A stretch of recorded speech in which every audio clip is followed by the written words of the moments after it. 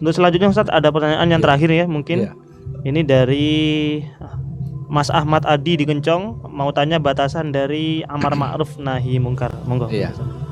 Amar ma'ruf itu memerintahkan kebagusan ya kepada siapapun.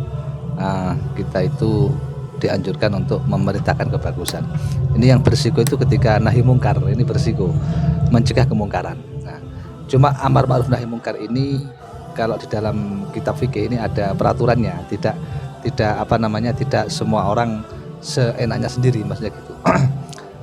Ketika kita amar ma'ruf nahi mungkar, utamanya nahi mungkar ya, mencegah kemungkaran, ini kita harus sesuai dengan porsinya masing-masing.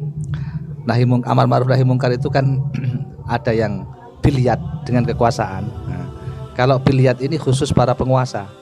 Kita yang tidak menjabat apa-apa nggak boleh pakai biliat, kita nggak punya kekuasaan ya kan.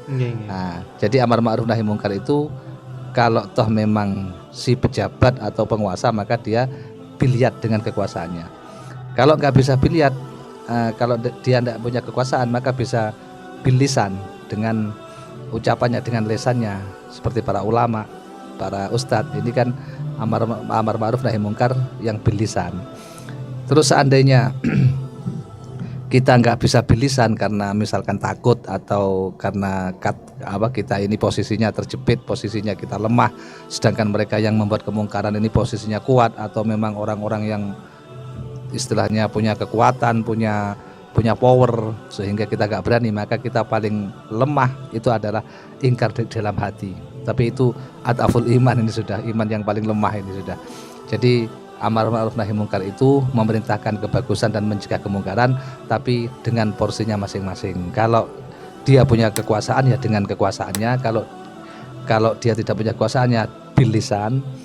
Kalau nggak mampu bilisan, mampunya ingkar dalam hati ya ingkar dalam hati. Tapi kita harus berusaha dulu, berusaha untuk paling tidak kita bilisannya dulu. Terus kalau kita nggak mampu ya bil qalbi, yaitu dengan ingkar dalam hati kita.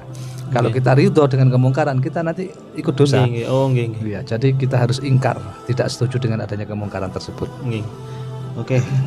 Jadi jawabannya untuk amar ma'ruf nahi mungkar, mungkin untuk amar ma'ruf tidak terlalu sesulit nahi mungkar ya. Kalau nahi mungkar itu ada aturan-aturan tertentu. Yang pertama harus dengan menggunakan kekuatan atau kekuasaan, dan ini dikhususkan bagi para pemimpin ya.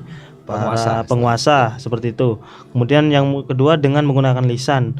Yang ini biasanya untuk para ulama, dan yang terakhir adalah dengan menggunakan hati. Dan ini merupakan tingkatan yang paling rendah. Jadi kalau sebetulnya enggak harus ulama, istilahnya masih meskipun bukan ulama, kalau kita mampu untuk amar ma'ruf nahi mungkar ya enggak apa-apa. Iya, bilisan. Tapi kan memang biasanya para ulama ngoten nggih. Oke, jadi pokok intinya yang terpenting adalah kita itu tidak boleh sampai ridho ketika ada kemungkaran ya.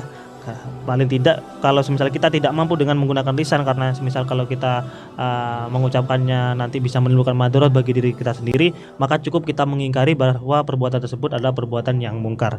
Oke, intinya kita tidak boleh ridho dengan kemungkaran. Terima kasih atas jawabannya dari Bapak narasumber.